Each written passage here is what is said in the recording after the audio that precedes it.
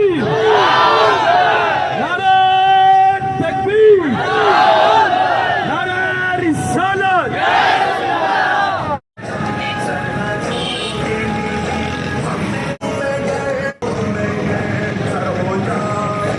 Sweden میں قرآن پاک کی بے حرمتی کے خلاف صوفی عمر دراز پاکستانی کی جانب سے ایک ریلی نکالی گئی، جس میں سویڈن کے خلاف شدید نعرے بازی کی گئی۔ اقوام متحدہ سمیت بین الاقوامی اداروں میں اسلاموفوبیا کی روک تھام کے لیے قانون سازی پر زور دینے کا مطالبہ کیا۔ قرآن پاک کی بے حرمتی سے مسلمانوں کے جذبات مجروح ہوئے، جبکہ محب وطن پاکستانی صوفی عمر دراز پاکستانی کی جانب سے حیدرآباد حیدر چوک پر احتجاجی مظاہرے بھی کیا گیا۔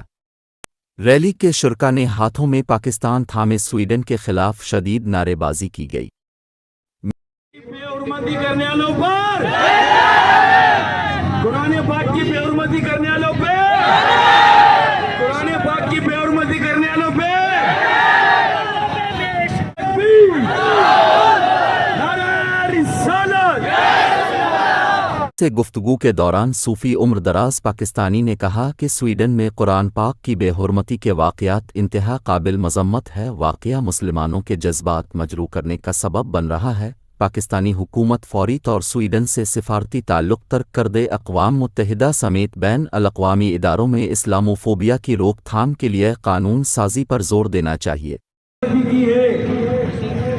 ہمیں آج دیکھنا یہ ہے کہ ہمیں ریلیوں کے ساتھ ساتھ اپنے گھر کے اندر دین اسلام اور ہر گھر میں قرآن پاک کو پہنچانا ہے، تاکہ قرآن کی تعلیم عام ہو اور دشمن ناکام ہو۔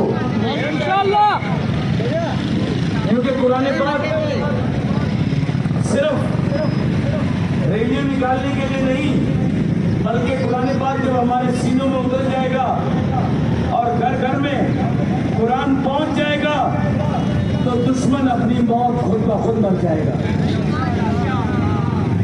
اگر ہم اپنے بچوں کو